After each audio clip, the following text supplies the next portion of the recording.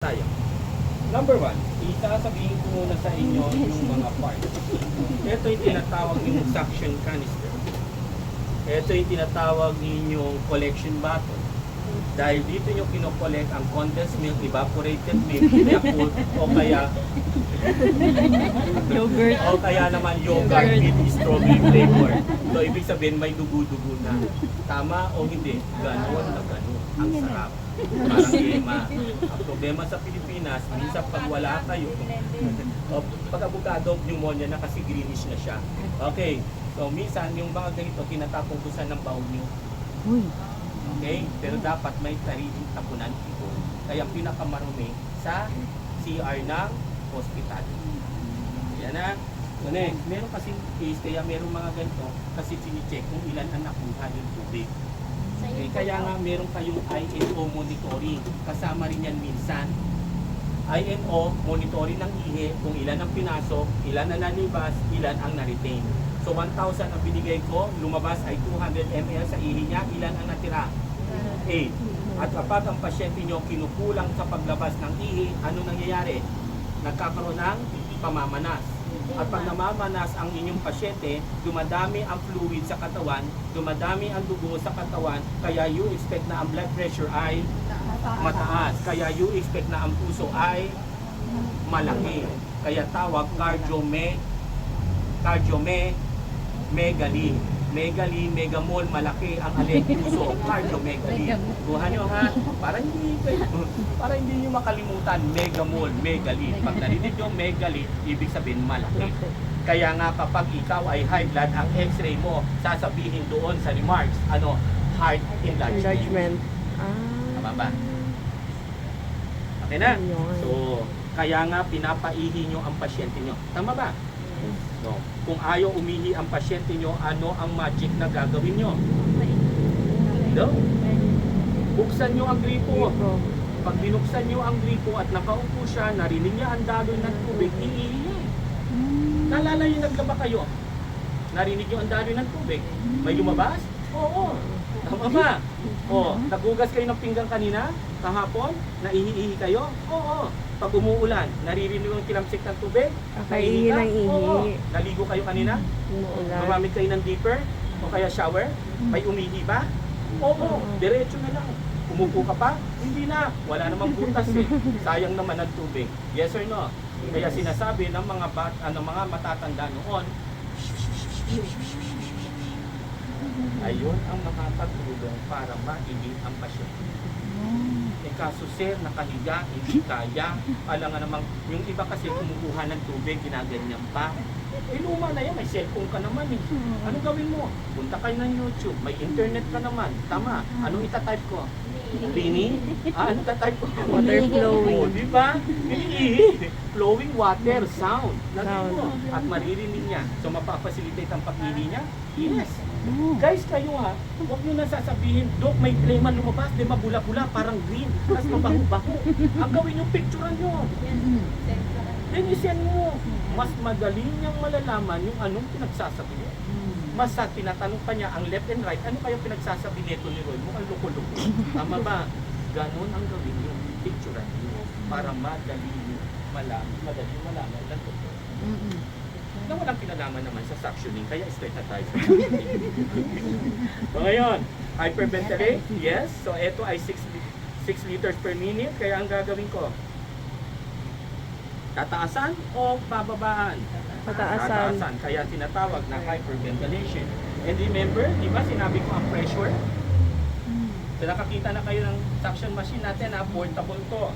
So ito, pang neo, bata, pedo, pampedya, pag adult, Number 3. Maximum. guys, ito minsan disposable. Lahat disposable, pero sa Pilipinas, reusable. Reusable. Kaso ano ang gloves ko? Surgical. Ikot palabas. Hawak. So ngayon, kanan ko ang malakas, kaliwa ko ang mahina. Kaya ang kaliwa ko ang magiging marumi. Kaya siya na ang mag-o-open. Siya na ang magko-connect ng tubo.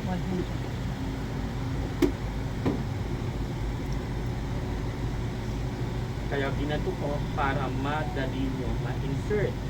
Ngayon, malinis ang kanan, marumi ang kaliwa. Kaya pwede ko bang hawakan na ito? Hindi na. Pwede ko bang hawakan to? Hindi.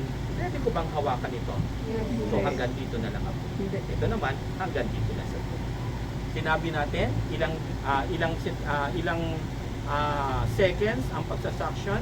10 to 10 to 15 15. seconds. Close, open, ng close, open, ng close, open.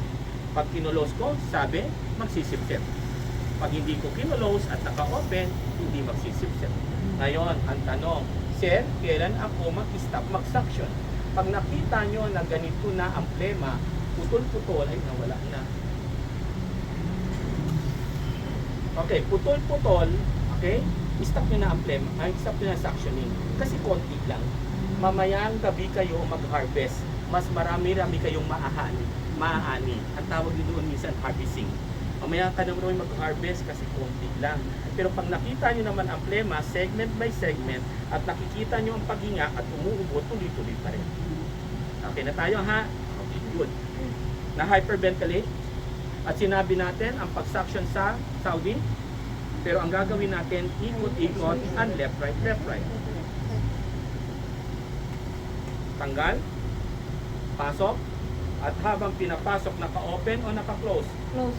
Open. Kasi pag naka-close, magsisip-sip. Tandaan nyo, dito sa Pilipinas, may nakikita ko, nagpapasok, nagsisip-sip na. Paglabas, nagsisip-sip na. So maraming oxygen na nawala. Kaya dapat, pag pinapasok, nagsip-sip o hindi pa? Hindi pa. Hindi pa. Kaya naka-open o naka-close? Okay. Good. Ang tatalino ko ha. Okay, diretso, diretso, diretso. Pero ayaw kong itong hawakan dahil marumi ito. At ayaw kong ito dumikit sa braso ko kasi plema ito. Pasok, pasok, pasok. So, ibig sabihin, nandito na siya sa intersection between the left and right bronchial tree. Kaya ang gagawin mo, iaangat mo lang ng bahagya ng 5 cm. Saka tayo mag-start mag-suction.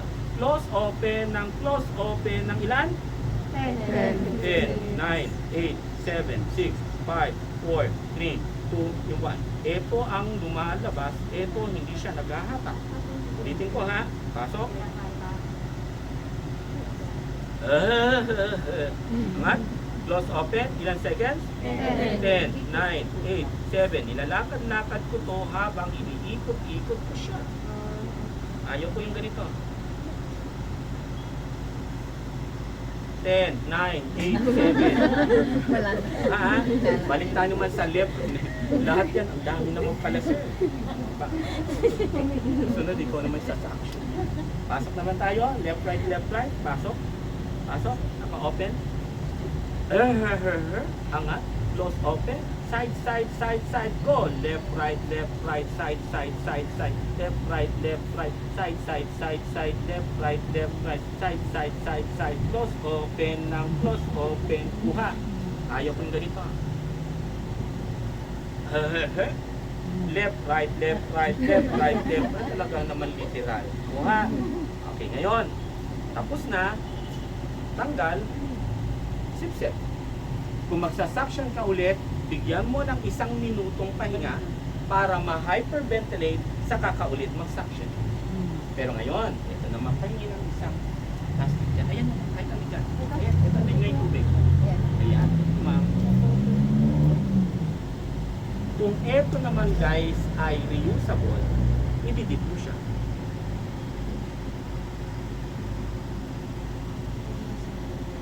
Then sip-sip para malinis. Then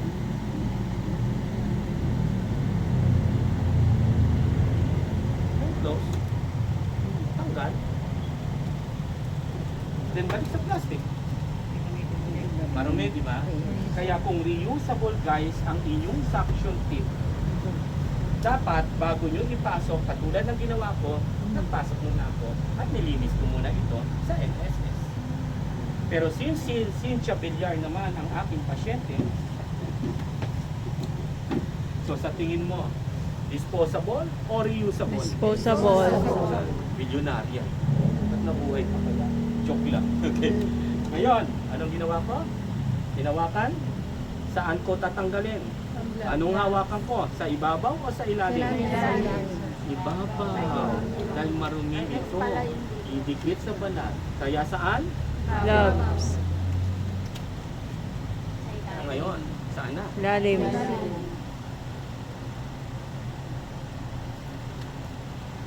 Ha? Then lagay mo rito. Alaalan. Okay na? Okay, dalawahan. Go.